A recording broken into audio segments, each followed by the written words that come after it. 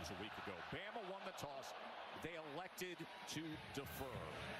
So Wisconsin will open up the game on offense, and Katie gave us the details as to what's going on at the quarterback position. Danny O'Neil gets the start. Last week, Jesse, he was 23 of 27, 283 yards and 3 touchdowns. That's the most yards ever by a Wisconsin starter in their debut. 3 touchdowns a week ago. Yeah, he's next man up with the injury, obviously. He's not the biggest in the country, doesn't have the strongest arm, he's not the fastest, but he's got moxie, Joe, and he competes. And I think he's playing with lots of confidence. He started 11 games last year as a true freshman at San Diego State. And as you mentioned, broke the school record for most passing yards by a quarterback in his first start last week. He's going to need that confidence today. O'Neil, first strike is complete, and it goes for 9 yards as he is able to connect with his tight end, Grant Steck. Impact Players brought to you by Fairfield by Marriott. Well, Katie had mentioned Jake Renfro getting the start at center. Not 100%, but it's going to be critical. He's able to handle the crowd noise. Vinny Anthony is the go-to receiver outside for Danny O'Neil. LT Overton, D lineman's got to be able to get pressure for Alabama. And Deontay Lawson, coming off that ACL last year, has got to play well. Second and short.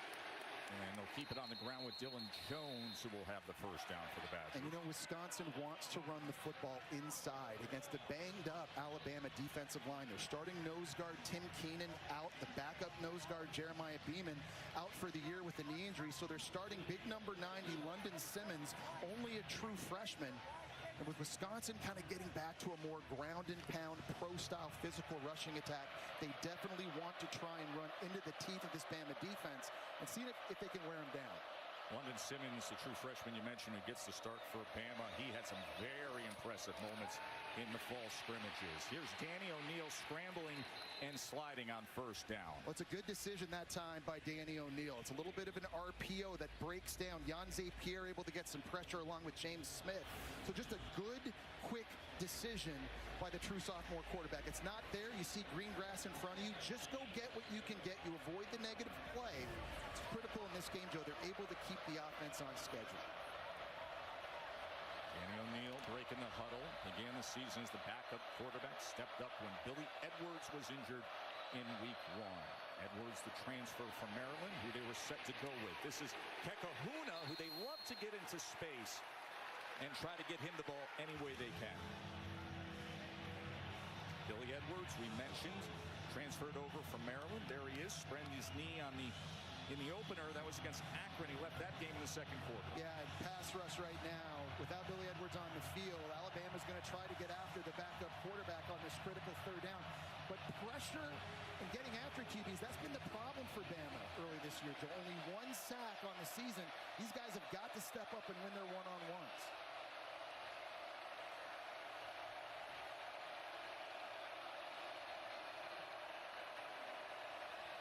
Third down and 4. O'Neil goes on the in-cut to Chris Brooks, who has the reception and just past midfield for a first down. A flag is down. We will check on that.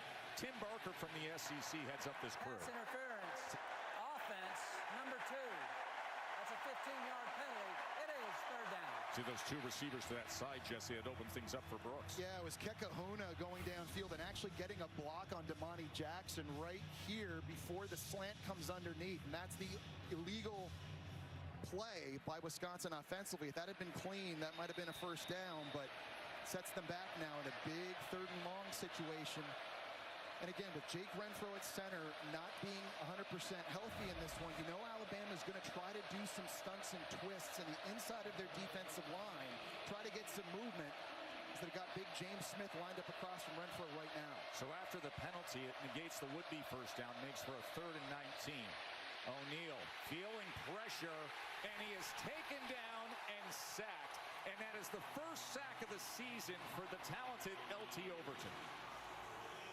He probably had his best game of his Alabama career against Wisconsin a year ago. He's going to win inside. The running back's going to try to get the block. He's able to beat the double team and get home and get the sack. We talked in the open. Alabama's stars have to be stars. And this is one of their biggest stars, LT Overton, getting a big sack. Atticus Bertram's on to punt away. And it is a low line drive fielded at the 30 by Cole Adams. And with that, he is able to get a little bit of a return, and we will say hello to Ty Simpson. The whole nation saw the struggles against Florida State, but then last week against UL Monroe, 17 for 17 passing, which means he's 3 away from breaking the all-time Alabama record held by Mac Jones in 2020 of 19 consecutive completions. That was a pretty good day. He's mobile. That's going to be critical, I think, in this game. The number 2 ranked dual threat quarterback coming out of high school. We've seen early this season, he can extend plays, he can scramble, and he can create. Wisconsin has a really good pass rush. Speed coming off the edge. It's critical. I think Simpson's really good when plays break down. Going to start the day on the ground with Kevin Riley. Remember, Jam Miller, the would-be starting Alabama running back, has been out so far this season. Take a look at the Fairfield impact players. Christian Allegro, a middle linebacker, 6'5", 240, surveying that middle of the field. Ryan Williams back from injury is critical for Ty Simpson's success. And then Jeremy Bernard really has been Mr. Consistent. He's been the go-to guy, and they find a lot of different ways to get him touches in this offense. Christian Allegro is an amazing football career path. We'll detail that in just a little bit. Flag comes in right at the snap. So there's some movement.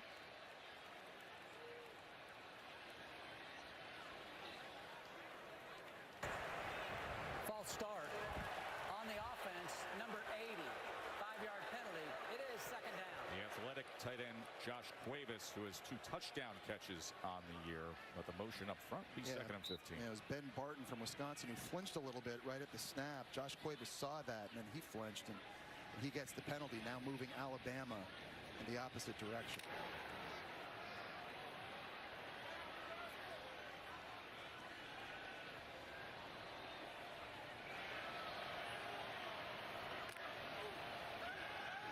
Simpson to pass. And the completion streak continues as Kevin Riley takes it ahead. All right, so now a third and obvious passing situation from Alabama, and here's where you got to be careful because Wisconsin has some dudes coming off the edge that can get after you with speed. Mason Reiger on one side, Sebastian Cheeks on the other, and against these tackles, it's going to be a tall order for Alabama to keep Ty Simpson clean. Third down and 9. Simpson 18 for his last 18. Can he convert on 3rd and 9? Trying to keep the play alive. He's going to try to run for it, and he's going to be short of that line to gain as Tackett Curtis, the linebacker for the Badgers, runs him out. And a big decision now coming for Kalen DeBoer, setting up 4th and short. You're just shy of midfield on your opening drive. What do you decide to do here? And it looks like Alabama's going to go for it, Joe. They're bringing out Richard Young, a big physical running back now in a short yardage situation. Now he's coming back out, and you've got Kevin Riley, the freshman, going back in. So a little bit of a substitution issue at running back here. It'll be interesting to see what Bama decides to do. This is a 4th down and 2 from their own 46. Riley motions back in, 4th and 2 on their opening drive. Simpson to pass for it. Trying to find an option on 4th and 2, and it's incomplete. As the intended target was Jeremy Bernard. So Ty Simpson falls 1 short of tying Mac Jones' completion record. A corner route. Ty Simpson just never stuck with them. Started that way. There is nobody behind in the Wisconsin defense. That would have been an easy touchdown, and instead now Wisconsin takes over in Bama territory. Yeah, that was the first time this season Bama hasn't scored a touchdown on their opening drive, but man, oh man, does the defense help out. Intercepted Alabama. It's Bray Hubbard with the pickoff. A really nice job of Bray Hubbard this time, just watching the quarterback's eyes. He gets a bit of a jam on the Wisconsin tight end, and he's able to get into his zone drop. He's playing over here. He's watching back at the QB after the jam to get up underneath the route and make this interception. Bray Hubbard, a former high school quarterback, had 3 picks at the end of last year when he started the last 6 games taking over for an injured Keon Sabb. He has made such a difference on this defense because of the takeaways, and that now the 5th turnover for Bama's defense early this year. So Bama right back out out there on the field offensively. Richard Young gets the carry as he goes ahead near the 40-yard line, tackled by Curtis. So the turnover on downs immediately wiped out with the interception. Yeah, you got to give the defense so much credit in that situation, Joe, because in a sudden change situation like that, oftentimes defenses come on, you're on your heels, you're worried about a shot play. But give Bama defensively a lot of credit for just staying composed, and Bray Hubbard doing exactly what he's coached to do in that zone drop, making a massive play, giving it back to the Bama O. Second and 9. It's Young again, and that defensive front. We mentioned how good they are against the run. They have been outstanding. They've only had one rush allowed at 10-plus yards coming into this game. That's number 1 in FBS. Well, the defensive line is without question, I think, the strength of Wisconsin's defense. They can stop the run. They're big, athletic, physical. They're deep, but they can also get pressure on the quarterback with just 4 guys. And you're going to see a situation here on 3rd and long. Alabama's got to really be careful how they protect this, especially trying to help their right tackle, Wilkin Formby. You see right now Daniel Hill, their big running back, lined up to the right side potentially to give chip help right here. 3rd down and 9. A gap pressure gets picked up. Simpson downfield and gets it complete to Ryan Williams. Didn't play a week ago. Was concussed late in the game against Florida State. They're so happy to have him back. What a great job by Daniel Hill in blitz pickup. He's scanning all the way across to see where the blitz is coming from, and he finds it coming right into his kitchen with Tackett Curtis. And he just stones it at the line of scrimmage, and that allows Ty Simpson to step into that throw and complete to Ryan Williams. 24-yard reception by Ryan Williams. Now they work the other side as they get it to Jeremy Bernard and Jesse. Jeremy Bernard, that has been the go-to target early this season. 10 of his 11 receptions have gone for a first down or a touchdown coming into today. On one side for Simpson, you got number 5, and then how nice is it to have Ryan Williams back on that last play, 3rd down. Really great job with the route running, being patient.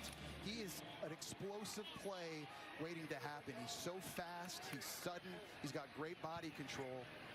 These are 2 guys that they just want to feed as often as possible in this game. 2nd and 5, short pitch to Riley with a blocker in front, but unable to keep his balance to take advantage of Gino Vandermark's block. Katie? You know, Tess, Ryan Grubb said he met with Ryan Williams one-on-one while he was sidelined, and he challenged Williams on his preparation habits. Grubb said it had nothing to do with work ethic. It was more about being intentional with everything he does on the field, and Williams agreed. He needed to be more detailed in his play. An example would be looking the ball all the way in on a catch to secure it. Little details like that have a big impact on play and production, and Williams recognizes that. Yeah, and Katie, the good news was even though he had 3 drops against Florida State, they threw his way 11 times. That's easily the most he's ever had in a game at Alabama. So they are featuring him early this year. They got to keep doing that. 3rd down and 2. Simpson sprint left. Gets it complete to Ryan Williams right on cue to move the chain. Yeah, and it's a nice job of lining Ryan Williams up in the slot. Last year we saw him line up outside a lot more frequently, but this time on 3rd down in the slot, he's got some access and green grass to work with, and just a very easy read for Ty Simpson. Great job getting his shoulders turned. A little bit of a bobble. And again, drops were a problem against Florida State, but early in this first quarter now, 2 catches for number 2. That's a good sign for Bama's offense.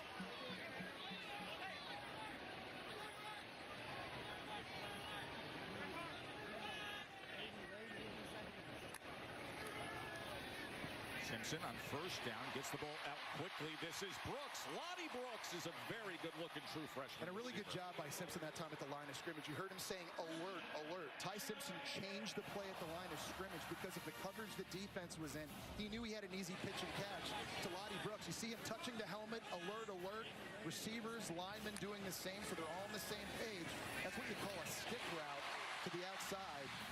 They can complete that in their sleep. 14-yard reception. Lottie Brooks.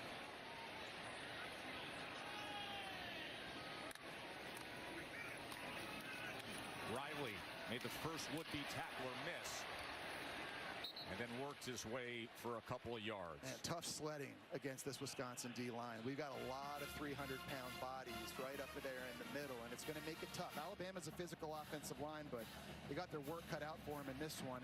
I think anytime you get down in this field position around the 10-yard line going in, I think if you're Wisconsin, you got to be ready for Ty Simpson and his legs. Remember, very mobile, and this is a place that they like to get him going in the run game too.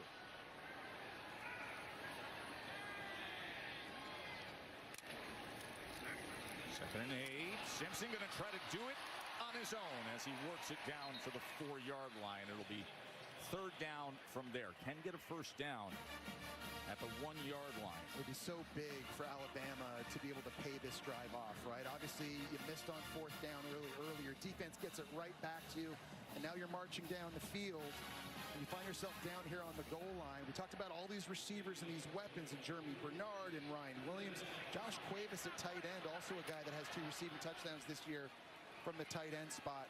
Right now, lined up all the way down here at the bottom of the field.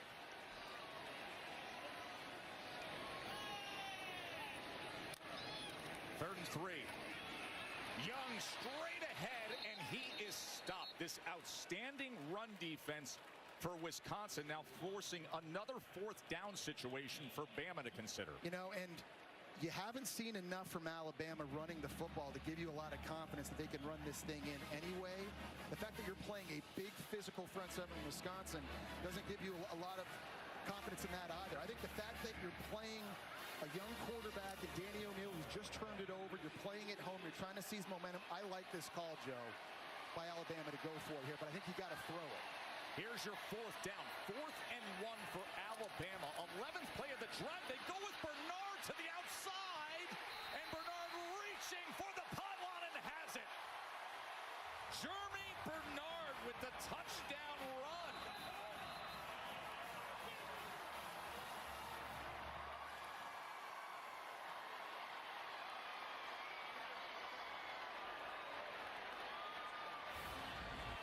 Taking a look here again, Jeremy Bernard was able to stretch this over. Looks like he absolutely did. He just showed you his speed getting to the outside there. The progressive pylon cam getting a really good look at this here. Oh yeah, ball crosses over with the right hand. And keep in mind, even if it didn't, it would have been first and goal. Yeah. I'll tell you what, though, I think Alabama maybe got away with a hold in the end zone that time by wide receiver Isaiah Horton. There's a little bit of a tug on a block that I don't think the referees caught. Interesting if we could get a chance to see that again. So that was an 11-play, 61-yard drive. That on 4th down, they go with their dynamic receiver as Connor Talty gets the extra point. The Touch G Hotels and Resorts, Georgia, Tennessee coming up next. And then Saturday Night Football presented by Capital One. The Gators taking on number 3 LSU. So Bama just had their second longest drive of the season. 11 plays, 59 yards. Bernard had the touchdown run. Wisconsin on offense when we return. Jesse, as we prep this game all week, it was tough to get these images out of our mind. The bad snaps a week ago by Wisconsin without their starting center. Well, they've had a lot of injuries up front. So Kerry Kadanko took over against Middle Tennessee, and it was an adventure every time they were in the shotgun formation. And so Jake Renfro back starting. He's not 100%, but I like the call. Just to get the simple things executed and to do it in a hostile environment. In front of over 100,000. They go with a counter on a short pitch on the inside, as that was Darian Dupree with the carry, but hard to find anything. Gets back to the line of scrimmage. Well, Joe, Wisconsin hasn't had any continuity up front on their O-line this year. Their left tackle, Riley Mallman, started the season as a right tackle. Their right tackle, Emerson Mandel, started the season as a right guard. Their right guard's a redshirt freshman. He's only in his second start in the center. We've mentioned Renfro not 100%, and it's just really hard to score points consistently if you don't have that chemistry and continuity week in, week out with your 5 best guys up front.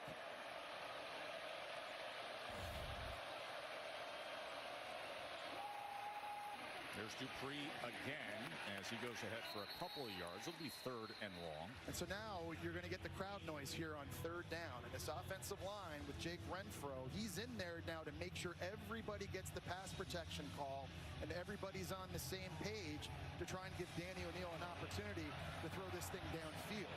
But this is where the hostile environment becomes a factor. 3rd down for O'Neil.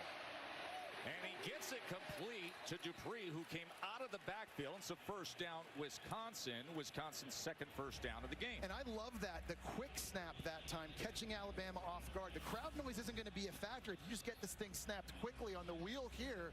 Linebacker late, getting to the outside. That was Nakai Hill-Green. He wasn't ready for the snap, and Danny O'Neal held on to it just a tad long, but still able to fit that thing in to Darian Dupree, and they moved the sticks. 12-yard completion from Danny O'Neal.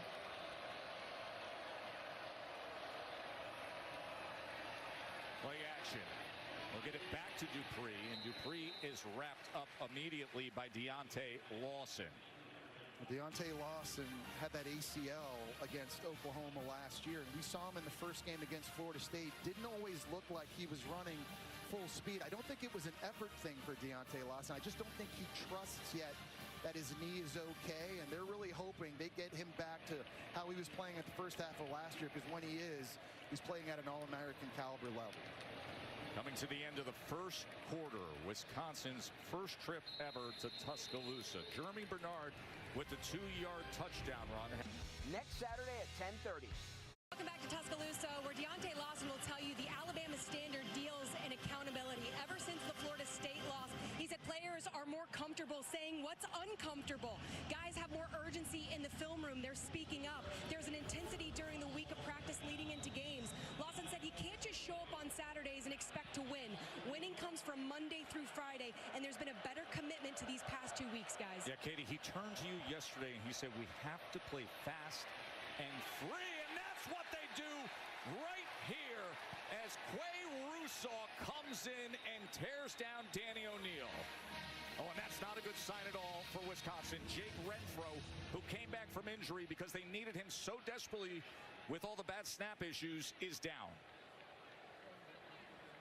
Well, that was a fantastic effort by Quay Russaw coming off the edges. We get maybe an opportunity to here see Renfro going down. That's him just right in front of the quarterback. He just gets rolled up on by Russaw at the end. And again, Renfro wasn't 100% coming into this one. He's just going to use his hands. Watch him slap the arms down of Emerson Mandel, the right tackle. That is textbook fundamentals in pass rushing by Russaw, his second sack. And we talked about the issues Alabama had early this year, not being able to get the pressure they wanted. They already have 2 sacks in this one, and that is very, very bad news now, Joe, for Wisconsin. This offensive line already so banged up, and now a big leader and a veteran presence in Renfro walking gingerly to the sidelines.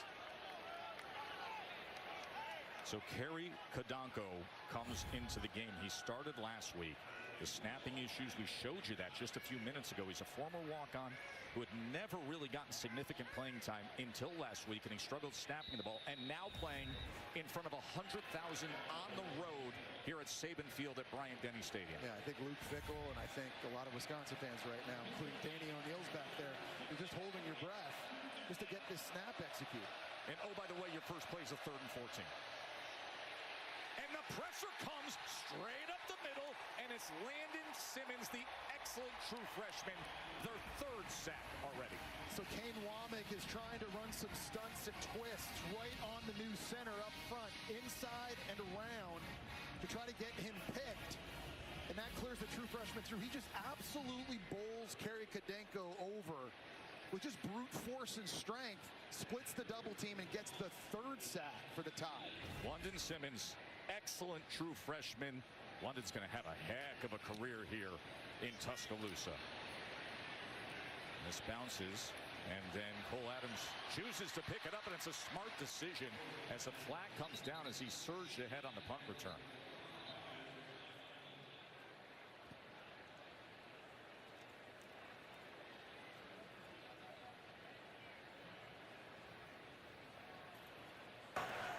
During the return, holding, return team number 2, 10-yard penalty.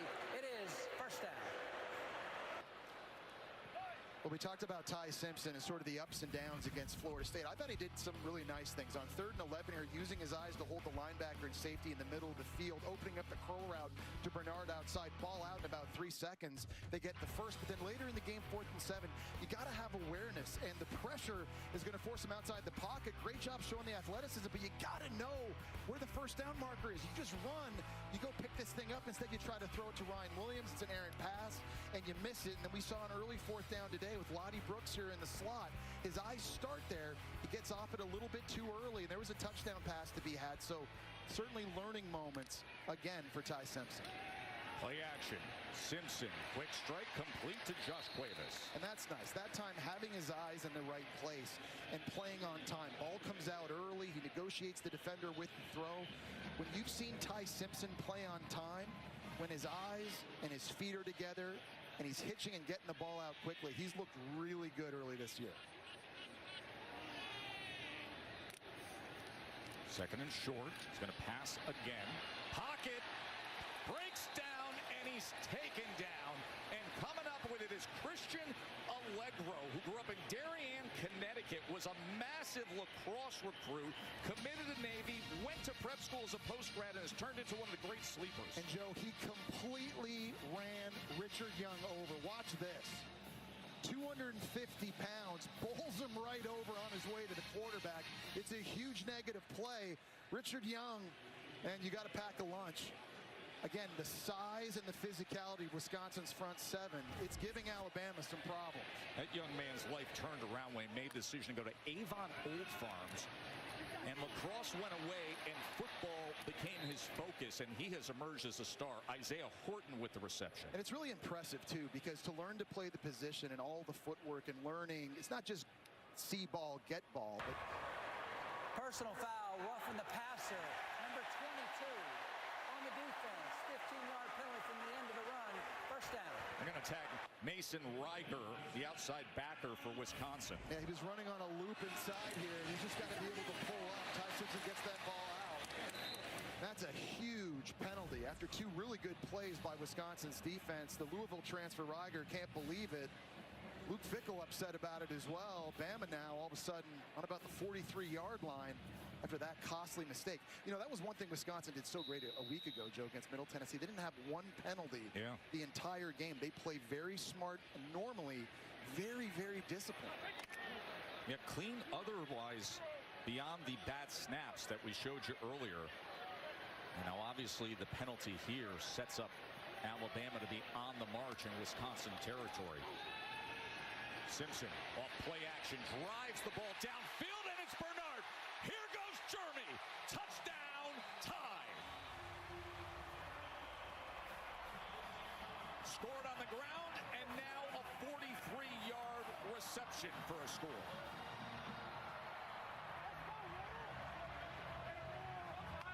And another great example by Ty Simpson that time, playing on time, right? Dropping back, you make the right read, you take a hitch, ball comes out early, throwing it into an open area of the field. And Jeremy Bernard, what can you say about how explosive he is once he has the ball in his hand? Already now his 2nd touchdown of the game.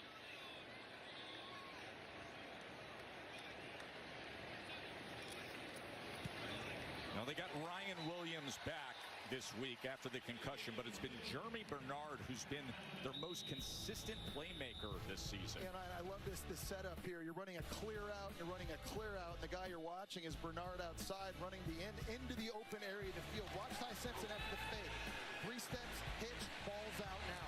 Clean pocket, accurate throw, giving Bernard an opportunity. Alabama 14-zip, Bama on top thanks to Jeremy Bernard. Yeah, really impressed with Ty Simpson again on the timing of this last touchdown pass to Jeremy Bernard. When you're throwing these deep in-breaking routes, you got to get it out as quickly as possible and into the hands of your receiver. At the top here, he just did a really good job scanning and coming back and now finding Bernard on the in-break. Just a little tiny hitch, ball comes out quickly, and again, when Ty Simpson is playing on time, good things are happening for Alabama throwing the football early this year. All right, here's a major story now developing for Wisconsin. That is number 50, Ryan Corey, the redshirt freshman, the third-string center. Jake Renfro, who was not 100%, was put into action today because they had such issues with bad snaps a week ago as Jones takes it ahead and gets driven back by Justin Jefferson. They went with Kerry Kadanko, who immediately gave up a sack, and now they're going to the guy that would be the number 3, Ryan Corey. And so now if you're Jeff Grimes, the play caller for Wisconsin, you got to think about what play calls does my third-string center feel comfortable with. In the run game and the pass game, you see Jeff Grimes right there. He's having to look at his play sheet and potentially eliminate a lot of stuff that this third-string center, Corey, hasn't repped in practice. 2nd and 9, Danny O'Neal pressured again. This time he scrambles and goes ahead, doesn't slide as he was able to avoid the incoming Nakai Hill-Green. Well, I give him credit. He's only 6 foot tall, 197 pounds, but Danny O'Neal is tough, and he'll put his body on the line. He may have to do it here again. The last couple third downs, Alabama's been pinning their ears back, and they've been getting home. 3 sacks in this game already, and now with Wisconsin, a third-string center. You got to make sure everything in the pass protection is communicated. You got to execute this with this crowd noise. This is rough.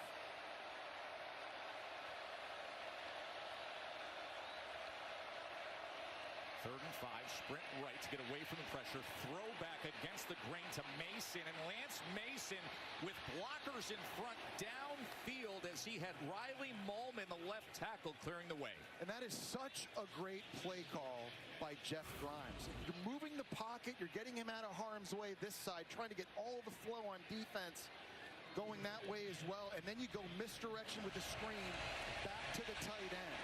And Lance Mason really is a great tool in this offense. We saw him last week line up in a three-point stance, in slot, receiver, at fullback, all different places. Dylan Jones goes for a yard. You're seeing a lot of different stuff here, Joe, in terms of quick snap counts, lots of different formations and misdirection, trying to put Bama on their heels. Flag is down.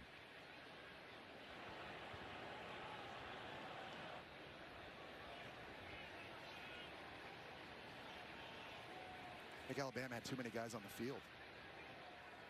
Tim Barker's going to clean it up for us. Coach DeBoer, second season here. Of course, 9-4 a year ago, and then the opening week loss to Florida State on the road this season.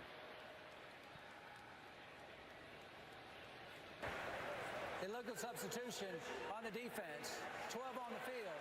5-yard penalty. Replay, first down.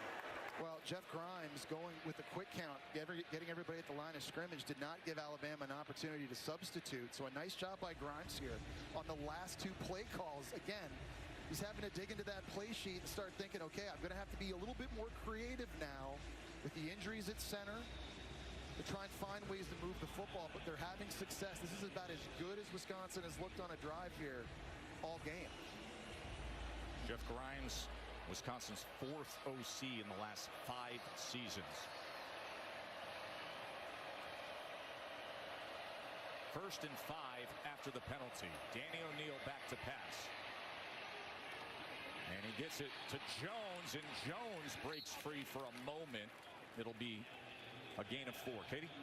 Yeah, Tess, Wisconsin's using a silent count. The left guard, Joe Brunner, is the signal. When he shoots his right arm out, that tells Ryan Corey Danny O'Neal is ready, and then the snaps on the center. Something Jake Renfro was very comfortable with. He's still in the injury tent, guys. Well, Katie, Joe Brunner is the only offensive lineman for Wisconsin that started in the same place all 3 games so far. And he's a guy who has a lot of experience, so if there was one guy to handle that mechanism, that's the guy you want doing it. But you're seeing a lot of motion now, and extra offensive linemen now moving pre-snap too. A lot of creative stuff. Second and short. This is Yakimelli on the carry.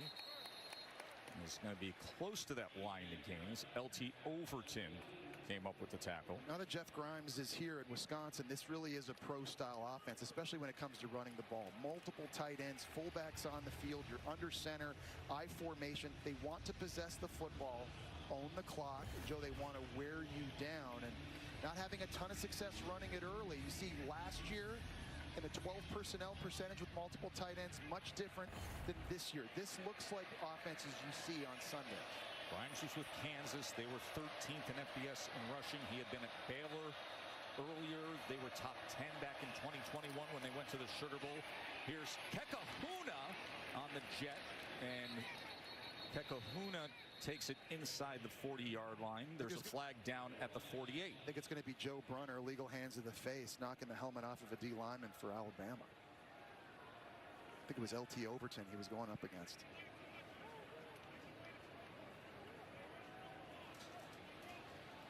Personal foul, hands to the face. Number 56 on the offense. 15-yard penalty. First down. Number 22 may remain in the game for Alabama. He stays in the game because it was the penalty that caused his helmet to come off for Alabama and Overton. But these costly penalties, Joe, for Wisconsin now on both sides of the ball here recently, they are just killing Wisconsin. Luke Fickell cannot be happy. You just feel like coming into this kind of environment with the injuries you have, a quarterback on the offensive line, you're going to have to play as clean a game as possible. No penalties, no turnovers, and they've had issues with both early. That makes for a 1st and 25 as they shift Dylan Jones back into the backfield. Second 15-yard penalty when Wisconsin was driving in Alabama territory.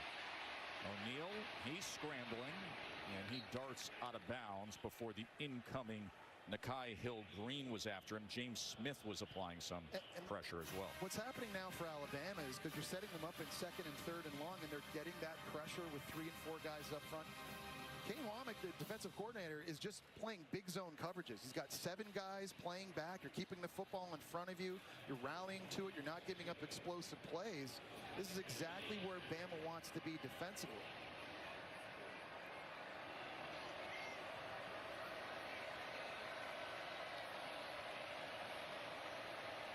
Second and 21. They go with the reverse. Henry, the end around by Henry. Oh, he took a big hit near midfield from Bray Hubbard, who had the interception earlier today as he finds the tackle on the end around. I got to tell you, I'm really impressed with the eye discipline that Alabama is playing with against these jets and these reverses. You see Renfro right now on the sideline trying to work to see if he can get back in the game. But remember, in the game we saw, Joe, you, Katie, and I, Florida State gashed Alabama with jet sweeps, with reverses. Wisconsin's trying to do it, but Bama's not biting on the eye candy. Their players are playing with great eye discipline. That was classic Gus Malzahn play calling that day. Now what will Jeff Grimes, the play caller for Wisconsin, dial up on 3rd and 18? He'll keep it on the ground with Jones as Jones gets inside the 45-yard line to the 43. And, you know, decision here for Luke Fickell inside the 45-yard line. With the way that you're struggling offensively, looks like they're going to try to play field position and try and pin Alabama deep in their own end. Hopefully get better field position their next time out. We had a great visit with Luke this week. He said, listen, we need to take some deep breaths in this game.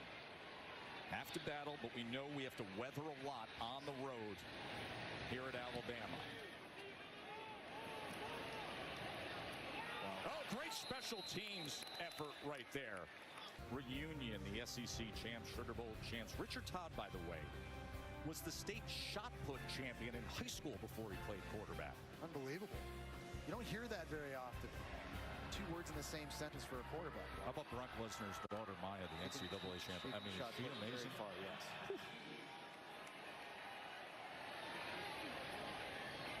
So from the 2-yard line, here's Ty Simpson from his end zone as Kevin Riley's going to give them breathing room and a stiff arm and more. Kevin Riley's off to a good start this season. He really is. The redshirt freshman started 5th in the depth chart at the start of fall camp, but with Jam Miller going down to injury, he just waited his turn and took advantage of his opportunities. He's been their most explosive runner these first 2 games. See the stiff arms from Riley there, only 191 pounds, but just trying to fight the Wisconsin defender off, and he's been giving them some life in this run game. He deserves these opportunities and these chances.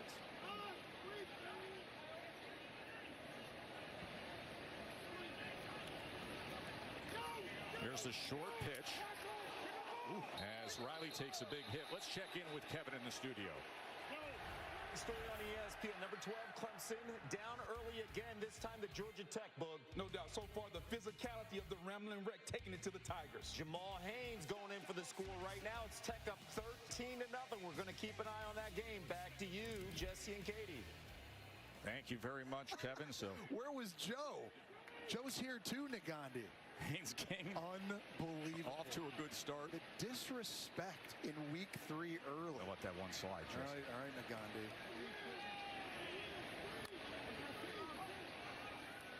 Ty Simpson with the strike to Isaiah Horton. Isaiah Horton's a guy they want to get going in the offense. Big target at 6'4", transfer from Miami. Only had 1 catch against Florida State, but started making some plays last week against Louisiana Monroe. And we already talked about Jeremy Bernard and Ryan Williams, but if they get the big fella on the outside, they get him rolling in the offense too. This passing game, I think, even goes to the next level.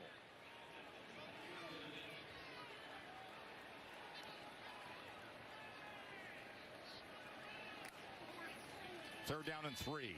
Simpson. And he gets it complete to who else but Jeremy Bernard. It's either a first down or a touchdown every time he touches the ball. It's going to be defensive hold. Oh, there is a against flag down. Wisconsin. It was on Isaiah Horton, we just talked about, on the outside. Near side 35. I'll tell you, Ty Simpson is in a rhythm right now. And after going 17 for 17 in their last game, what is he now, 10 of 11 in this one?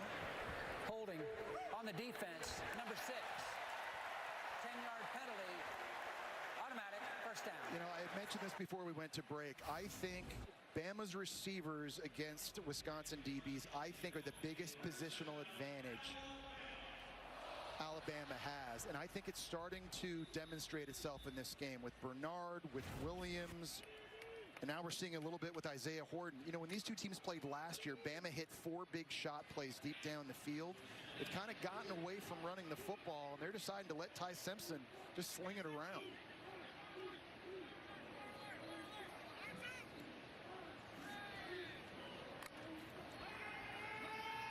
Simpson on first down. Downfield and wide open is Ryan Williams. And another great job by Simpson that time, changing the play at the line of scrimmage. You heard him say, alert, alert. They had a different play called originally. They all got on the same page. You see everyone start like touching their helmets. That means they're all together. They're now going to go play action. And how about the timing by Simpson? Hitch, ball comes out. He rolls it over top of the defender for another accurate throw.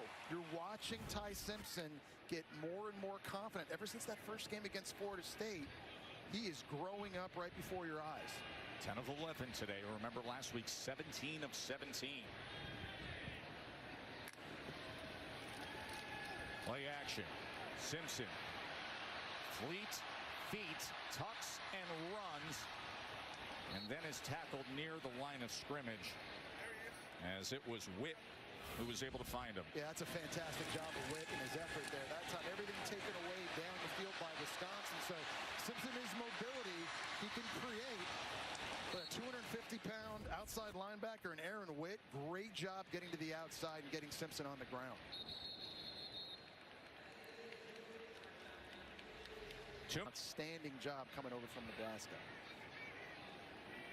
So after the 2-minute timeout, second down for Alabama. Ty Simpson has been accurate today, and that continues to the outstanding freshman, Lonnie Brooks. And a really good blitz pickup that time by Daniel Hill on the outside. Agard's coming here on a pressure. He's going to stone that, and that's what gives Simpson time to get his eyes downfield. Through the progression, he's been so accurate throwing over the middle here. This is a big drive for Alabama now. Remember, Joe, Alabama's going to get the ball back first here in the second half, so now in a golden opportunity to get some more points before going in at halftime.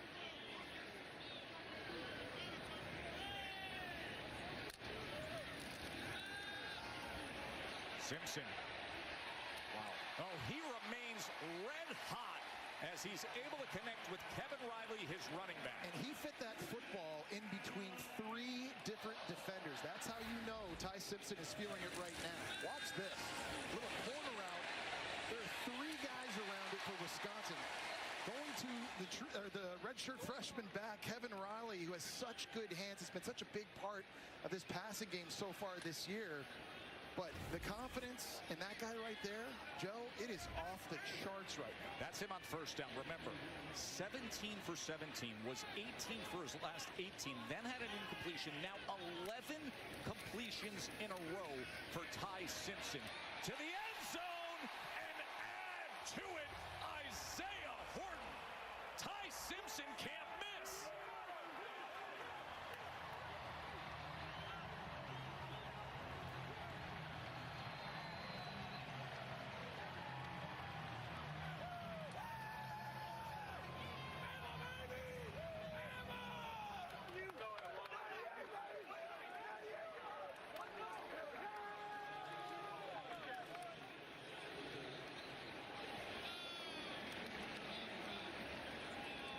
Everybody knows what happened opening week against Florida State. But then Ty Simpson has grown into it, has steadied himself, and is delivering with strikes. And Isaiah Horton, we were talking about him earlier. He's now with the touchdown reception. Ty Simpson's second of the day. They're up 21-0. An opportunity to go to studio where, Kev, I know it's all in the moment and there are some guaranteed phrases, and I apologize for Jesse being here for all the wrong reasons. He's our Golden Bachelor host, okay? We know he likes to stir it up here. Booker McFarland, Kevin Nagani here. Coming up on the State Farm Halftime Report, Clemson on upset alert. The highlights going on right now over on ESPN. And Oregon, slow start for them in Chicago. No, but how about Dante Moore, a little flip to Jaden Lamar, a little 5-yard touchdown? Kev, I believe even you could have scored on that touchdown. That would have been very easy for me. Jesse, not so much. Oregon up 10-0 right now. Back to you guys. And just get ready for the most dramatic halftime report ever. Renfro's back in at center. Remember, he left the game earlier. They went down to their number 3 center in this first half. Now Renfro's back. Wisconsin's going to have to regroup here going in at halftime, and they're going to have to figure some stuff out. Down 21-0. Obviously, it feels like they're going to have to throw it around in the second half to have any chance to come back in this one. With all those injuries up front with Renfro, they got to make sure he's okay, but they have to be able to protect Danny O'Neal if they're going to have a shot. Jake Renfro missed last week's game. Talked about, of course, in a setting like this, having to deal with the silent cadence. You see the statistical measures today as Alabama, 212 total yards to Wisconsin's 59. Ty Simpson looked incredible in that first half. Simpson was 13 of 14, 192 yards and 2 touchdown passes. Katie. Thanks, Tess. Coach, Ty Simpson seems to be playing with so much confidence. How would you assess his first half? Yeah, he did a nice job. He's taking care of the football. He's ripping some balls in some windows. Great drive right there by the offense, and obviously it was led by him. Wisconsin's playing a younger quarterback. What do you like? He's playing with poise and confidence. He's ripping the football into some really small windows. So just a week after going 17 for 17, here he is, 13 of 14 with 2 TD passes. Bringing the heat, brought to you by Sonic Smash. Well, and he's playing with great timing right now. Here early in the game, doing a nice job getting through the progression. Ball out on the dig route to Bernard in just over 3 seconds. They score on the play. And that last drive before the half, he changes the play at the line of scrimmage. Ryan Williams on an outbreaking route again. On time, just over 3 seconds. And it's a pitch and catch. How about this throw into triple coverage for the freshman Kevin Riley, who makes a great stab. And they cap it off with Isaiah Horton outside on the slant throw. This is easily the best football Ty Simpson has ever played in his life, and Alabama's got to be loving it. Flea flicker to open up the second half as Simpson then goes underneath the Williams with blockers in front. So a flea flicker screen, and here goes Hollywood.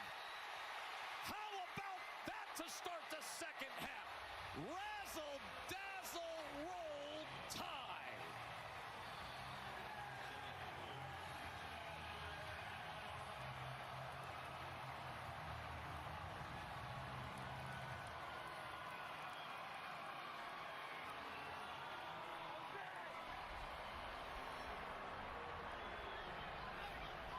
A flea flicker screen and a flag is down at the end of it. What a play call by Ryan Grubb right out of the gate. A little trickeration screen back to Ryan Williams. Joe, they had all 5 offensive linemen and the tight end blocking downfield on that play.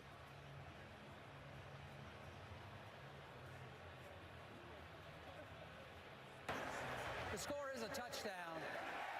Unsportsmanlike conduct, contacting, running into an official. Alabama, number 52 on the sideline. That penalty will be enforced on the kickoff. Touchdown. Well, it's all just going Ty Simpson's way right now. That's the easiest touchdown pass he'll throw today. Talking to Caden Proctor there, but everything they are dialing up right now is working beautifully in the passing game, and they are not taking their foot off the gas. You always talk about the last 4 minutes and first 4 minutes of halves. How about Alabama closing out the first half with the touchdown? And then the very first play after the kickoff, they go score. Their longest play from scrimmage this season. An absolutely dynamic play call. Connor Talty adds the extra point. And you're trying to find ways to get Ryan Williams the football outside. I want you just to keep your eyes focused on these guys in here, because all 6 of them end up out in the perimeter of the field blocking for Ryan Williams. It wasn't like it was one receiver and a tight end and we're just trying to pick some guys off. I mean, all the linemen, all this mess, and they're blocking DBs and linebackers, and nobody in Wisconsin wants that in the back end. They're just pancaking guys, steamrolling guys. Caden Proctor, their left tackle. The Caden Proctor block downfield is unbelievable. He's a 366-pound left tackle, and there's Kalen DeBoer thinking, yeah, oh yeah, oh yeah. This looks good. I like it. That's exactly how you want to start the second half. Ryan Williams, concussed against Florida State, didn't play last week, and here today, 4 catches, 124 yards, and a 75-yard touchdown. They are featuring him in this offense. His first TD catch. It's that Mercer game last year, but he's a guy who's getting a lot of different looks and a lot of different chances from Ryan Grubb calling plays, and it's paying off. There's Vinny Anthony on the return for Wisconsin. And it's a good one for Vinny Anthony. The blazing speed, and the Badgers return it.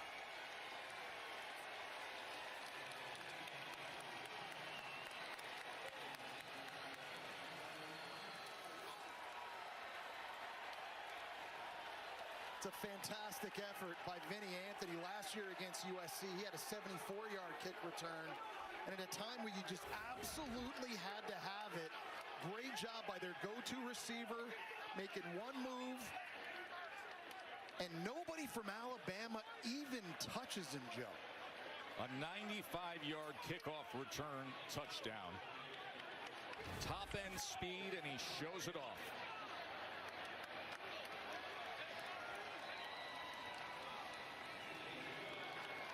Vinny Anthony gets Wisconsin on the scoreboard. That's a play they absolutely had to have. They got to start throwing his way more on offense too, Jeb. You see the offense today and what they were able to basically almost double their production on that one kick return. Ryan Williams, the 75-yard touchdown to start the second half off the trick play. And then Vinny Anthony, 95 yards, 59 total yards of offense. He just went for 95 here. 2 touchdowns in 28 seconds to start this second half. Joe, Jesse, and Katie with you here in Tuscaloosa. Can we please go back and see 6'7", 366-pound Caden Proctor? Ricardo Hallman's worst nightmare just came to reality here. 366 pounds is Proctor, going up against Hallman, who weighs only 190, and he absolutely baptizes him in the name of the Father, the Son, and the Holy Spirit. And Ryan Williams is off to the races. Caden Proctor was that far downfield on the razzle-dazzle, flea flicker screen to clean things up. Joe, he's one of the guys we talked about in our open about being one of their best players that has to play like one of their best players. He gave up 7 pressures week 1 against Florida State, but you're seeing him here today playing a whole lot better, not just pass blocking, but getting downfield.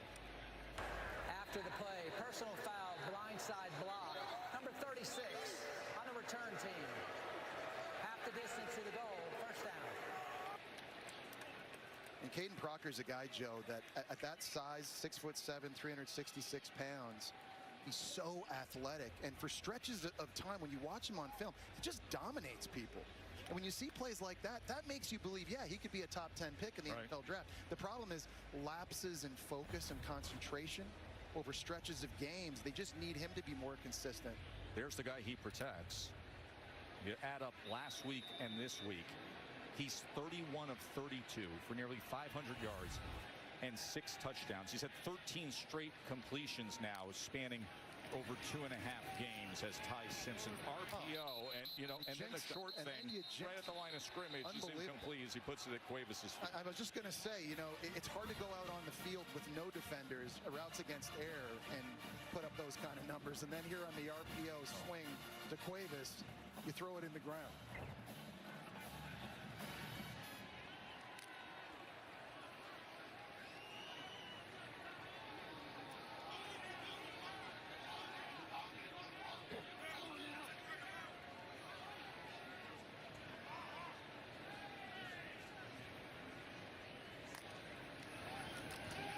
Simpson,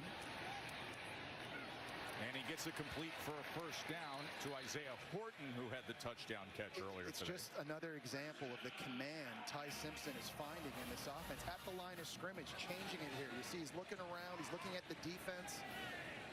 We're going to change up the look.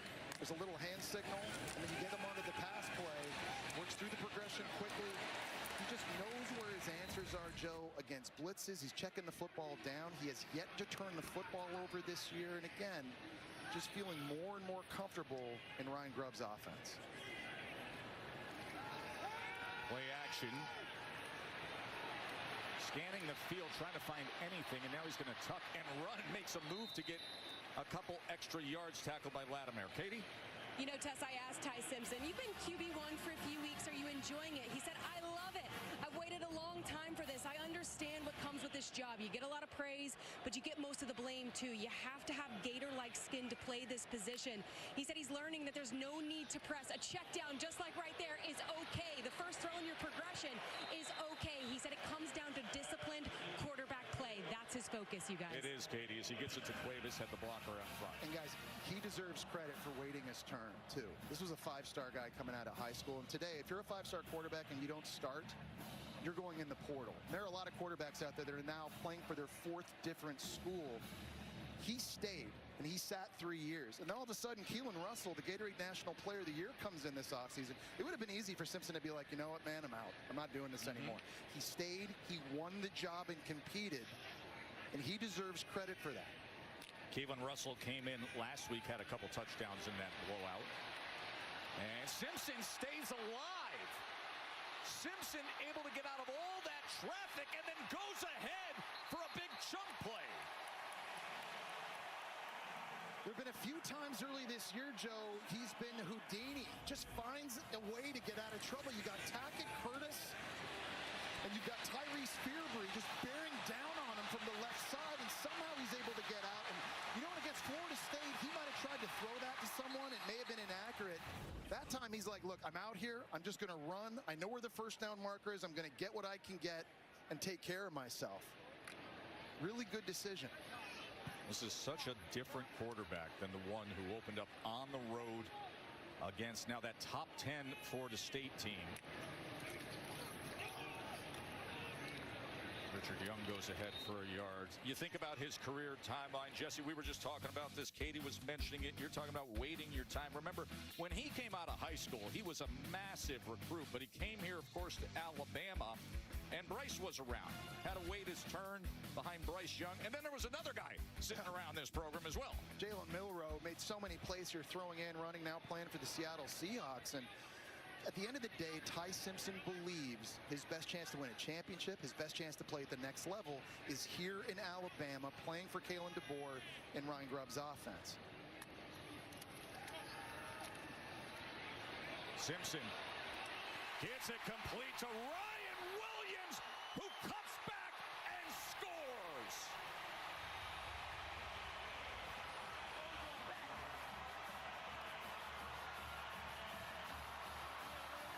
What a massive return for Ryan Williams. And you simply can't coach body control and some of the freakish athletic ability that Ryan Williams has. Do you see that move? Look at this move right here. He just puts Jameer Latimer on skates. Man, his game last year against Georgia is legendary in Alabama football history, and his balance and his body control and his ability to accelerate. But, man, having him back on the field for Alabama just takes their explosiveness to games. Now he's going viral for his play on the field. Ryan Williams, 165 yards and 2 touchdowns. Remember, Vinny Anthony had a kickoff return moments ago. No chance here. You know, ESPN's got the new big deal with WWE, so the thematic today to get into this big battle between the SEC and Big Ten is a little smackdown. And you think about the top 25, 17 of the teams come from these two conferences. Of course, the playoffs last year, the Big Ten had 4, the SEC had 3. When it comes to national championships during this era, SEC with a 63 edge, Big Ten the last couple years. You're going to have Cena versus Lesnar next week, Saturday night. We got right. SEC versus Big Ten here today. I want a ladder match. Oh, you'd be so good in that role. Here's Dylan Jones with a good effort. So this is now the third main event of the big battle. Yeah, and the big one, obviously, SEC. week 1 up in Columbus, Ohio State getting the better of Texas in that one. And God, how good did John Mateer look last week? Playing at home against Michigan and their talented young quarterback Underwood. And today, this one a little bit more lopsided. Mateer is something, isn't he? Oh, I think right now, to me, I mean, you know, it's obviously never too early to talk Heisman, but John Mateer is going to be in that discussion. And now all of a sudden Wisconsin's going to go flea flicker, and it doesn't quite look the same, but it does get completed for a first down to Dylan Jones. Well, they got to find ways to get explosive plays, Joe, and that's been a big issue for them on offense this year. Coming into this game, only 12 explosives. When you consider one a 10-yard run or a 20-yard throw, they just haven't got it. The Overton slow to get off the field. It's really hard for an offense when you have to always go 8 plays, 10 plays, 12 plays to score points. Wisconsin just has not been able to find those chunk plays, and now their offensive coordinator Jeff Grimes is trying to manufacture them through some trickeration. Andy O'Neill has time. He's going to launch it downfield, looking for Anthony. And he can't come up with it. Vinny Anthony, who had the 95-yard kickoff return earlier in this second half, covered by Brown. And that was a great route that time by Anthony. He had beat Xavier Brown in a double move. Watch this. You got to throw this thing downfield now. And it's grossly underthrown by Danny O'Neill. It allows Xavier Brown to recover, and he's able to knock it away. Vinny Anthony is an outstanding receiver, has very sure hands, but a bad throw allowed Xavier Brown to break that thing up. We just talked about the explosive plays they need, and that was a golden opportunity for one right there. Timeout is going to be used by Alabama. They were trying to run a man off the field. You saw Rousseau sprinting to the sideline.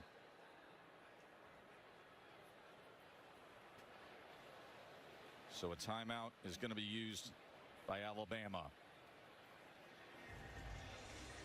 Of course, it is a big day still to come. Georgia and Tennessee set for you after this. Holly Rowe will be on that broadcast. Joe, Jesse, welcome to Knoxville. This is going to be an epic matchup of 2 unproven quarterbacks. Who can be calm and collected will be the key to this game. Joey Aguilar has been just that. 5 touchdowns, 0 turnovers, but he'll be facing a Georgia defense that is healthy and complete. Now, the Tennessee defense is without key players. Both corners are out and 2 key defensive tackles. We'll see who can stand up the best defensively here in this big matchup. Thank you, Holly. You got a read on that game, Jess? Yeah, I'm really interested just to see Gunnar Stockton. I think we're still trying to find out about him. It's his first true road start against an outstanding pass rush from Tennessee. The Vols have 8 sacks this year. And listen, from a guy that's played in Neyland Stadium a couple times, I know how loud and how hostile that place can get. It's going to be real difficult for Georgia's O-line to hear anything. And so I think we're going to learn a lot about Gunnar Stockton in this game. Well, it's getting really loud here. When you get to third downs like this, you also know what it's like to play at Bryant-Denny Stadium. Jesse, you're the last Florida starting quarterback to win here at Bryant-Denny It just makes you feel old. And you should put an asterisk beside that, knowing that Tim Tebow obviously never played here at Bryant-Denny Stadium. But yes, I am old. Thank you. You're also modest. You know what I like, Joe? You made a very astute observation earlier. I am also the last Canadian quarterback. You are the last to come down to Bryant-Denny Stadium and get a win as well. I'm just trying to find accolades here. Snap infraction on the offense, number 57. 5-yard penalty. It is third down. Well, that's against Jake Renfro, and that's not the kind of penalty you're expecting. The reason he's playing through injury and in the game right now is because he's able to get all these kinds of things executed, but just nothing going right up front right now for Wisconsin and this tool together offensive line.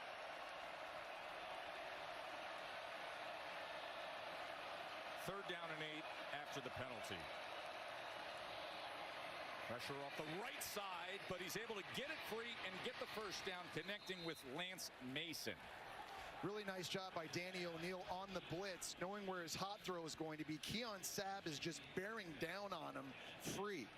So he doesn't panic. He doesn't take off running. He stays in the pocket, delivers the completion to Mason.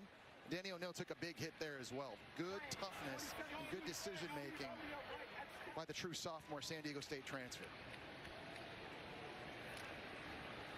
Vince Mason, by the way, the tight end with a 100-yard game a week ago. Of course, so many great tight ends through the years of Wisconsin. Travis Beckham, Jake Ferguson, Lance Kendricks, Troy Fumagalli.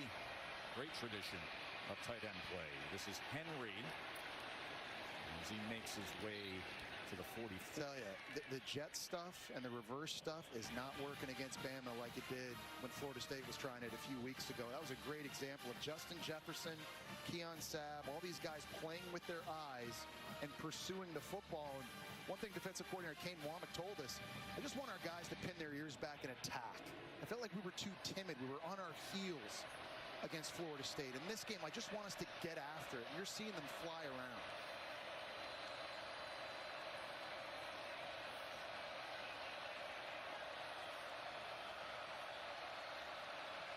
Shifting the formation as Danny O'Neal. Play clock is counting down as he quickly gets it out and does so for a first down to Vinny Anthony.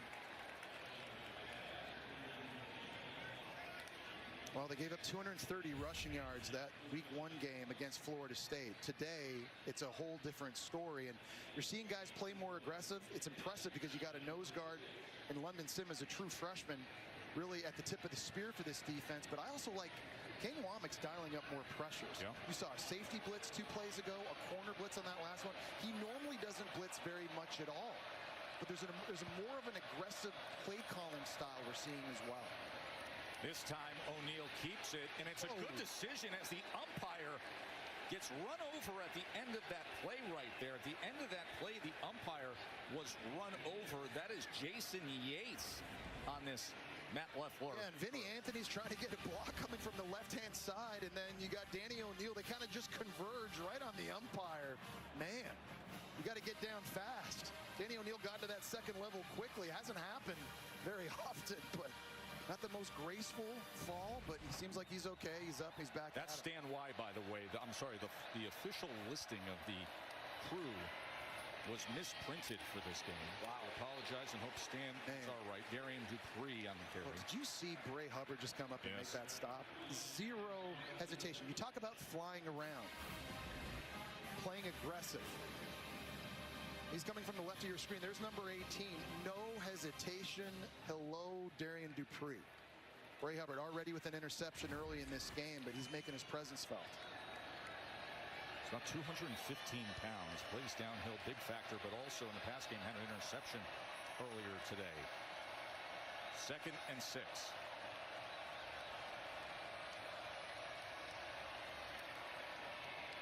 O'Neal with time Football's intercepted by Hubbard.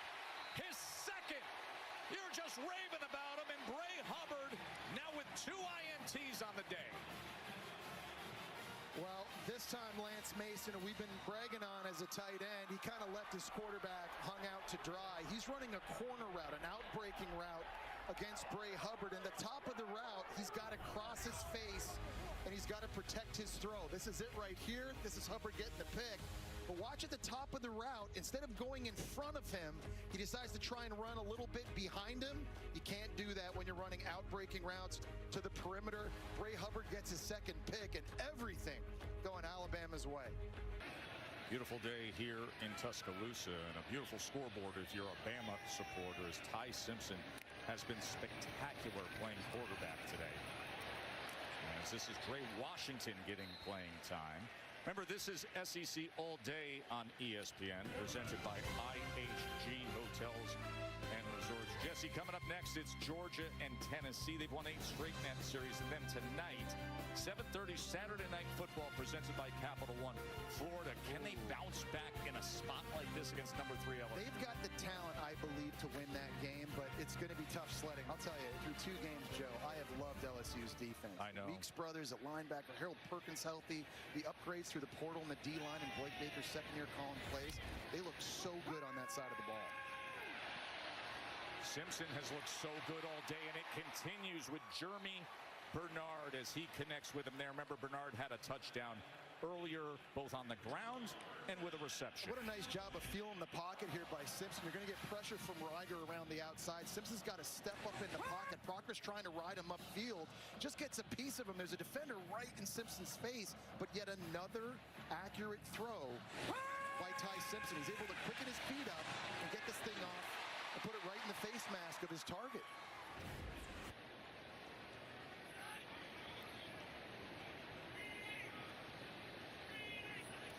It was 19 yards, that reception.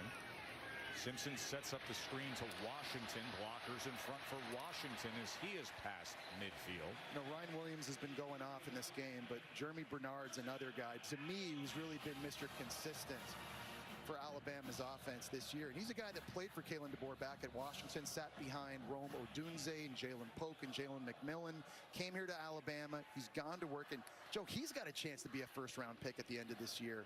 And he's been great catching the ball. He's been great blocking on run plays. We saw him with a rushing touchdown earlier in this game. A lot to love about his game as well. Leads the team in all receiving stats coming into today, adding to it with his totals so far today. Dre Washington, Texas native. Jeremy Bernard, here's what he's done against Wisconsin. Yeah, and it started off early with some easy completions. He's a guy you can move around outside, bring him in the slot. This was the 4th down critical play call early in the game, just using his speed on the handoff to score. This was the dig route he caught on time, increases the defense. I'll tell you, this group of receivers for Alabama now, Ryan Williams, Jeremy Bernard, Isaiah Horton coming on. They've got a lot of good options to throw to. They're going to give defensive coordinators and secondaries headaches this season.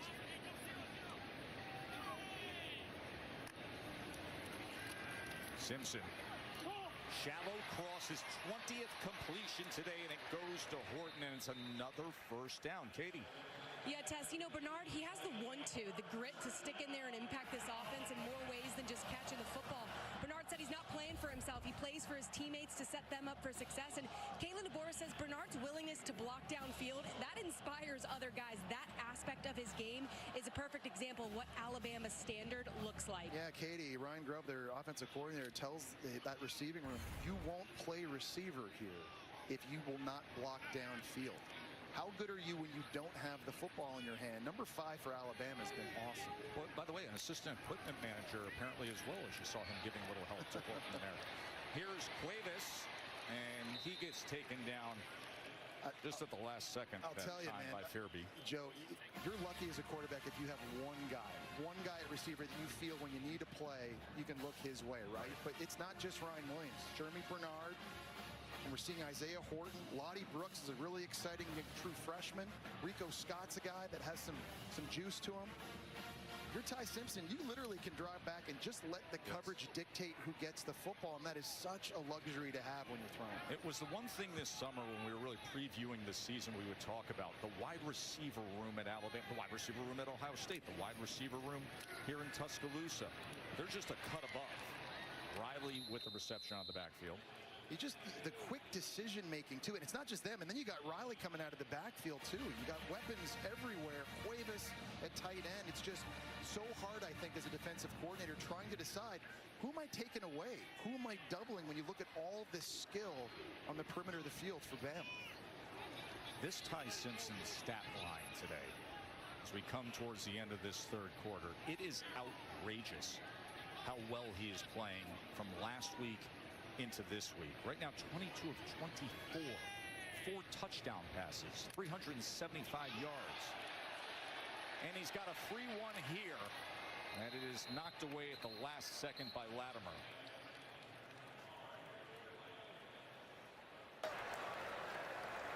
Offside on the defense. Number 31. 5-yard penalty results in a first down. JVR Suggs inside with the movement.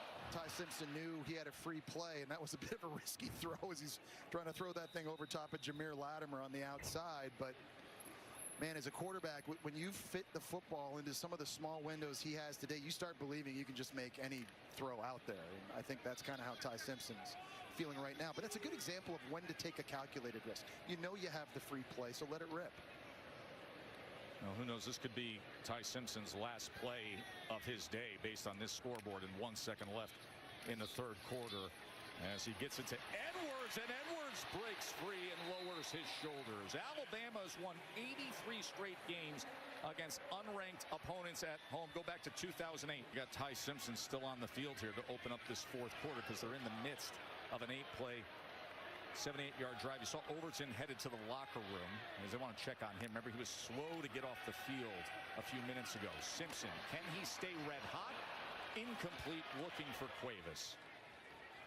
Kalen DeBoer opting to keep his starting quarterback in the game now here in a red zone situation, and every rep counts for Ty Simpson. He's been playing really, really well, obviously, these last couple of games. But if you're going to survive this gauntlet of a schedule for Alabama, compete for an SEC championship and reach the college football playoff, you need situational football experience. And here an opportunity down in the red zone where it's very hard to throw the football into very, very small windows. Good chance for him.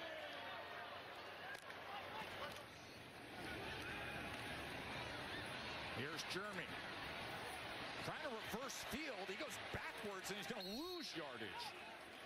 A really nice effort that time by Wisconsin's defense, just getting number 5 surrounded and continuing to pursue the football. They're obviously way down on the scoreboard here in the fourth quarter, 35-7. But guys still playing with lots of effort. Mike Tressel, their defensive coordinator, has got to be at least pleased with that.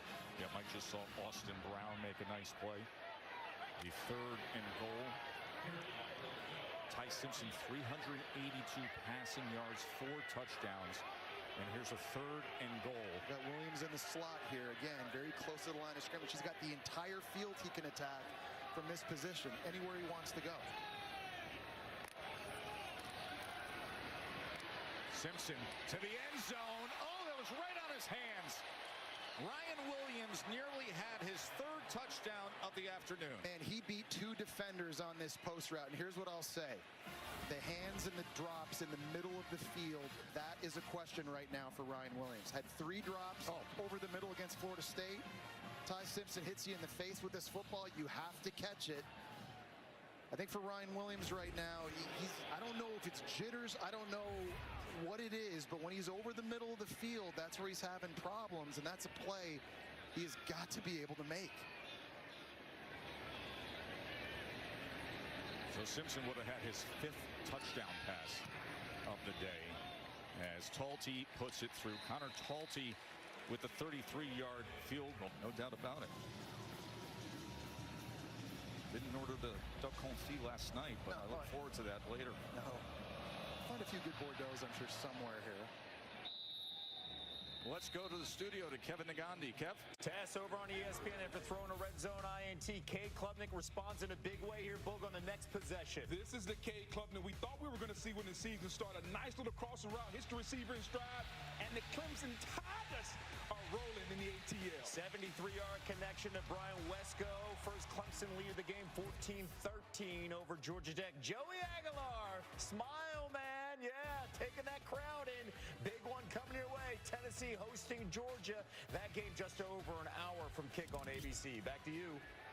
Looking forward to that. You got Tennessee, Georgia. You got Florida at LSU as the SEC on ABC continues all day and night. Dupree with the carry. Real impressed with Alabama's defense and sort of how they've bounced back since that week 1 loss against Florida State. Just watching them, Joey. Think about the expectations they had coming into this year, right? 7 starters back on a unit that's given up to 17 points a game. 4 guys had a chance to go to the draft. They stayed, and it's Kane Womack's second year. Pass rush. This has been the biggest improvement, I think, today. 3 sacks, but there's a lot of expectations for this unit to be one of the best in the nation. They're settling in. Danny O'Neal. He's going to carry the ball, and he's right near that marker. We do want to mention that LT Overton, the outstanding defensive end for Alabama, did walk off the field, head to the locker room. Remember, he had what they're describing, I believe, as an upper body injury in this second half. So with this score, he can shut down his day. Well, he's the guy they need, and they thought he could have entered the draft last year. You see here, this is where he got hurt, trying to chase down O'Neal, and just a little bit of friendly fire with Jefferson. You think if he had come out into the draft this past year, he would have been a top 50 pick. See that shot of Overton walking into the locker room. Simmons just missed O'Neal, and then it's incomplete as he couldn't connect with Chris Brooks. So London Simmons, the true freshman, getting the start at defensive tackle. They just keep reloading the defensive line. He's going up against the center in Jake Renfro, who's obviously not 100%, but you can see the raw talent that Simmons has. All game, he's just been bull rushing whoever's Wisconsin's got at center right back into the lap of the quarterback, and he's their 3rd string nose guard, so it speaks to the depth Alabama has up front.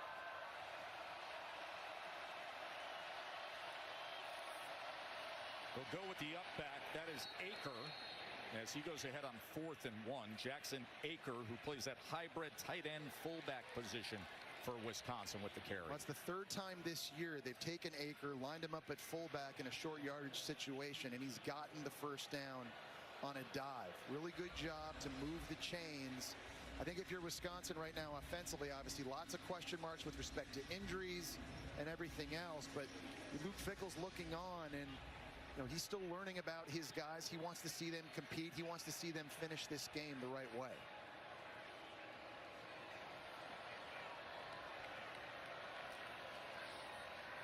O'Neal on first down. And he's going to have to check down, but it was too high for Dupree. Really nice job by Alabama taking everything away in the back end. I think that has to make you feel better, too, if you're Kalen DeBoer, knowing that the strength of your defense, I think, is still the DBs. 4 starters back from a year ago, and last season they had 17 picks, Joe. So you got guys like Hubbard out there, guys with experience, ball hawks. They can cover man-to-man, they can read the QB's eyes and make tackle in space, and that's critical. So when you look down the schedule, they're going to play Garrett Nussmeier, John Mateer, Lenore Sellers, etc. O'Neal's going to dial it up downfield, but it's beyond the reach of Ballard, and Danny O'Neal was taken down hard at the end of that play. Well, the pass rush right now, unrelenting. It was just after he threw this football. Man, he takes a big shot. That's Isaiah Faga, the redshirt freshman for Phoenix City, Alabama. I mean, Alabama right now has got 2nd and 3rd teamers out there, and these guys are still winning. And for O'Neal, who weighs less than 200 pounds, it's not easy standing in there right now trying to deliver these throws when the defense knows you're going to be throwing it. Remember, the starter, Billy Edwards, sprained his knee in the opener, and it's been Danny O'Neal who has been put to work by Wisconsin, and he is torn down by Pierre. It's another stunting game, and this all gets made possible by Deontay Lawson at linebacker. He essentially picks 2 offensive linemen that allows Pierre to get into the backfield unimpeded and make the sack. Lawson's here. He's coming this way. Both of these linemen run with him, And then around comes Pierre. Pierre is the guy that they think is going to give them the juice this year, rushing the passer. You think to years past, Will Anderson, Dallas Turner, Chris Braswell coming off the edge. They need number 42, Pierre, to be a factor. Bertrams skies this ball down to the 24-yard line. Very good coverage downfield by Wisconsin. It is just a magnificent day on ESPN, and you got 2 Monday Night Football games this week. You got Bucks Texans at 7 p.m. Eastern on ESPN and ABC, and then it is Chargers Raiders at 10 p.m. on ESPN.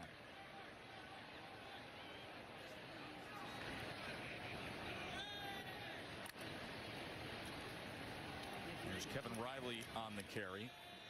So the double dip of Monday Night Football. Both games are available on the all-new enhanced ESPN app. Katie George, you're going to be working that Chargers-Raiders game out in Vegas, aren't you? Yes, sir. Can't wait. First NFL game. Got any tips? Are you getting there in time for Canelo versus Crawford tonight? That's all you. You need ringside seats, Katie George. You got them. Here's the tip. Get on Tessa's private jet. Whoa, whoa, whoa. That's not happening anytime soon. There's going to be like a triple connection to get home tonight.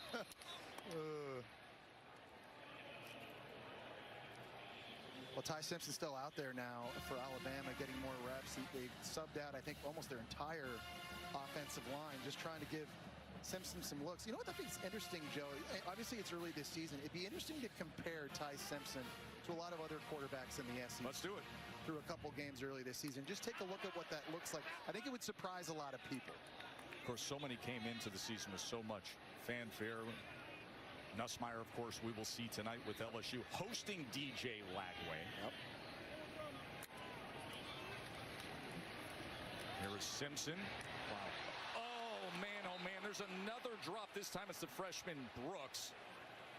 Remember, Ryan Williams dropped a would-be touchdown moments ago, and now he was looking for Lottie Brooks here. Well, all these guys had a lot of hype coming into this year. Arch Manning's struggles early this season, well documented. Joe, you, Katie, and I saw him last week. DJ Lagway has gotten off to a bit of a slow start, as has Lenora Sellers. And you look over here at Ty Simpson, the kind of season he's having. He's out-dueling and outplaying some of these other guys. And Ty Simpson played a really good Florida State defense in week 1 as well. But, you know, it begs the question. False start on the offense. Now all 11 players got set. 5-yard penalty. It is 4th down. If Ty Simpson keeps playing like this, then what's the ceiling for Alabama? I think winning an SEC in the college football playoff is absolutely achievable. And I know this was really the big question mark coming into this season. Alabama's first punt of the day comes with about 9.5 minutes to play in the game as Blake Dowd sends it away. Ty Simpson, nearly 400 yards passing. He's at 382, 4 touchdowns. That guy's played it right through, and Ty Simpson has bought in since the start. He has improved dramatically since the road loss at Florida State. Look at this number here. Second consecutive game, 80% completions, 3 TD passes. Mac Jones, the only other guy to do it. Pretty good company. That message has been simply practice with purpose. Be intentional, really intentional with everything they do. Unstoppable performance is presented by Ram Truck. How good's Bray Hubbard been in the back end here? Interception really early. Remember, that was right after they turned it over on downs. And the hits coming up, defending the run, then getting another interception late. 2 picks for the former high school quarterback. He's counting them off. He has been the back line of defense, and he's really, really leaving his mark early this season, I think, on Bama's defense. 2nd and 4. Wow. And a good run fit that time as Yakimelli is met. Saw Hubbard that time getting in another big shot. Yes. You know, coming up. But just the more reps he gets, and he's getting used to playing the safety position, he's seeing things and playing with reckless abandon. That's my biggest takeaway, I think, defensively. What different from what we saw against Florida State? Guys are just playing aggressive. It's like they're not thinking as much. They're just seeing the ball, they're getting it, they're reacting, they're letting their God-given athletic ability take over. Well, thinking can slow you down when you're out there. You got to know it, live it, breathe it, understand the scheme, and just play it. And that's what they do here with Aker again. Remember, he had to carry on 4th down earlier as he gets another first down. What's up, Katie? Yeah, Tess, it's looking like after a fantastic afternoon, Ty Simpson's day is done. Austin Mack and Keelan Russell are both getting in some throws here in the team box. Austin Mack looks like he's up next. Yeah, he's pretty good too, Katie. I mean, he got in the second quarter of their last game against Louisiana Monroe. He threw 2 touchdowns in that one. And I mean, not a lot of quarterbacks look like Austin Mack. He's 6'6", he's 235 pounds, and he is an absolute cannon for an arm. That was very intentional last week with Austin Mack.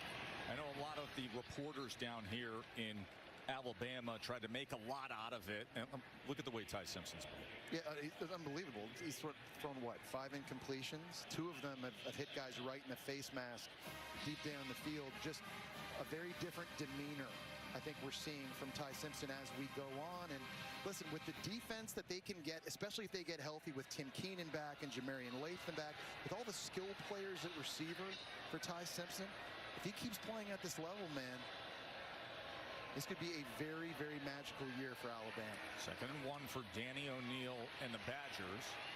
O'Neal being chased. O'Neal survives it and then lunges ahead for the first down. Is tackled by Keeley. You know, and for Ty Simpson, going back to him, I mean, the situation is good coming into this offense, right? I mean, you've got a center in Parker Brailsford who is going to get all the protection calls and everything dialed up in front of you. You've got a potential top 10 pick, left tackle. You've got all this talent at wide receiver that you're seeing today. And you got Ryan Grubb, an outstanding offensive play caller, you know, dialing them up. I mean, it feels like a situation for Ty Simpson is just plug, play, perform. And these last 2 games now, he's doing exactly that. Then you get the break before you play at Georgia. Danny O'Neal takes it ahead. And remember, Georgia is coming your way against Tennessee. The Vols 2-0, number 15. Josh Heupel is with the fans making the entrance there as that Vol walk takes place at Rocky Top, and then they will be running through the Power T at 3:30 right here on ABC against number 6 Georgia. Well, they've lost 8 in a row against the Dogs, so they need to turn that around. Joey Aguilar, to me, has got to have a great day throwing against an outstanding and very talented Georgia secondary. Joey Aguilar, the starting quarterback for Tennessee, with 5 touchdown passes on the year. Oh, that's a good strike to Jaden Ballard. Danny O'Neal to Ballard as he was locked up with Xavier Brown, and Wisconsin with the 41-yard touchdown. But you haven't called Ballard's name at all so far in this game, and this is just a simple go route, one-on-one with Xavier Brown at the top of the screen. He just beats him with speed. Brown never gets his head turned around to locate the football, and Ballard's able to make the catch. This is a guy, Joe, that was the number 5 ranked receiver coming out of high school. He goes to Ohio State, and you walk into a room, and Garrett Wilson's there. Chris Olave's there. Jackson Smith and Jigba, Emeka Ibuka, Marvin Harrison, and Jeremiah Smith shows up last year. And it's just hard to get on the field. So he comes to Madison to get an opportunity. Great to see him making a play. And it was an impressive play and a good throw. Guy who started his career at Ohio State. Grew up in the great tradition of Massillon, Ohio. So many great stars have come there through the years, and he's their all-time leader in career receiving yards. At that, what it feels like to play in like a heavyweight clash in this conference. That'll be coming up against Georgia right here on ABC. Let's go to the studio to Kevin. What's up, my man? Tess, AT&T, keeping fans connected as we take a look at our multi-view, showcasing a bunch of great games, events across our networks. And the one we're watching right now in the left corner over on ESPN, early 4th quarter, Georgia Tech just took the lead. They're up 21-14. They got the 2-point conversion. We will continue to monitor this potential upset that is brewing over on ESPN. Catch all these games over on the new ESPN app. Back to you. That was Haynes King with the 1-yard touchdown run that put Georgia Tech ahead by 7. Austin Mack now playing quarterback for Alabama, as he did a week ago. And A.K. Deer, the true freshman in the game at running back. All right, let's talk about Austin Mack. Last week, He goes 8 of 10, 80 yards, a couple of touchdowns. Coach DeBoer said everybody wants to make something out of it. It became a story that was bigger than it needs to be. But a good, solid, big-bodied backup to Ty Simpson. Yeah, I was trying to kind of light a fire under Ty Simpson a little bit, stay competitive, make sure you're paying attention in meetings and practicing good habits, and it certainly worked. But this Austin Mack, man, just when it comes to the physical things, you just don't see a lot of guys like him. Part of the system at Washington that Ryan Grubb was running, and now here at Alabama, A.K. Deer on the carry. It'll be 3rd and 1. Yeah, and A.K. Deer is pretty good, too. He was the #2 running back coming out of high school. He's only a true freshman. He ripped off a 56-yard touchdown run against Louisiana Monroe as well. This backfield absolutely loaded with 5-star talent.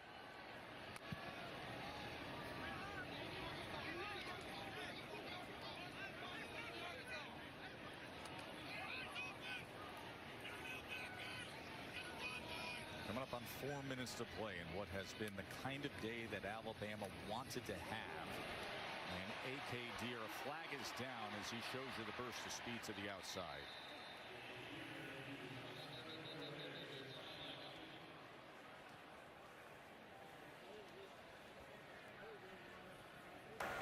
Illegal formation on the offense. 5 or more in the backfield. It's a 5-yard penalty. It is 3rd down. They're all things Kalen DeBoer is going to keep track of. And obviously all the backup offensive linemen in the game right now. Got to make sure everybody's lined up correctly. And a big part of that, too, is Austin Mack making sure everybody is where they're supposed to be. But even though you're up right now, big on the scoreboard for Kalen DeBoer, they're still holding these guys to a standard. And that had a chance to be a big explosive play. That looked like A.K. Deer was about to break out. So a missed opportunity there for Bama.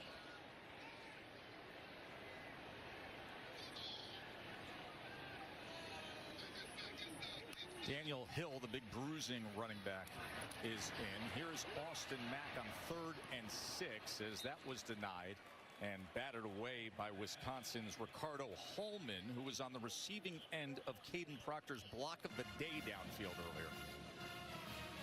Well, Bama fans will be happy with this result today, and they will probably be in an okay mood, at least for the next 2 weeks. But I mean, this thing gets real in 2 weeks when they go on the road and take on Georgia.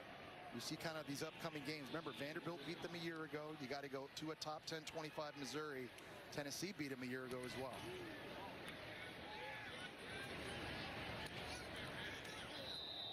It's so interesting because we had the experience, obviously, of opening up the year with Alabama. And we even started today's broadcast saying, okay, so which team are they? The team that, you know, you didn't like some of the body language down there in that loss at Florida State, but then they come back in a remedy game last week and they look sensational. They look sensational. They do. Their best players played really great today. We sort of singled out some guys, and LT Overton getting a sack. Ryan Williams has gone off. Caden Proctor's looked really good. Bray Hubbard in the back end defensively. No one's been better, though, than Ty Simpson throwing the football. And if this keeps up, this is a team that can have a very special year. Joe, I think, though, it also just puts some perspective. Florida State might be really, really good. I know. It's early this year. It's still way too early to make that declaration, but maybe Florida State's the real deal. At the end of the year, you'll look back at that loss early this season and go, actually, really not that bad of a loss. Week 1 and Ty Simpson's first career start. Here's the quick assessment I think we can give on Florida State. Listen, there may be some stumbles and roadblocks here and there with the Seminoles. The coordinator changes and just Tommy Castellanos at quarterback in terms of what he brings, galvanizing a locker room. A great fit in that new Gus Malzahn offense. You know, it wasn't one of the splashier quarterback portal moves that everybody talked about, but it's a perfect fit for what they're trying to do. As Dupree carries it. Yeah, I mean, it's an interesting, listen, he lost his starting job at BC at the end of last season. By the way, the guy who many thought was going to be Alabama's starting quarterback, Lonergan, is now the starting quarterback at BC. It's like the domino effect of college football. Just the revolving door. And you know the guy who never left during his career in Alabama, Ty Simpson, the guy who stayed to compete, waited his turn. Greg McElroy waited his turn for 3 years, won a national championship. Mac Jones waited 3 years himself, won a national championship. Alabama's hoping it's going to be the same thing for Ty Simpson. But when you look at Alabama's schedule as a whole, it is brutal.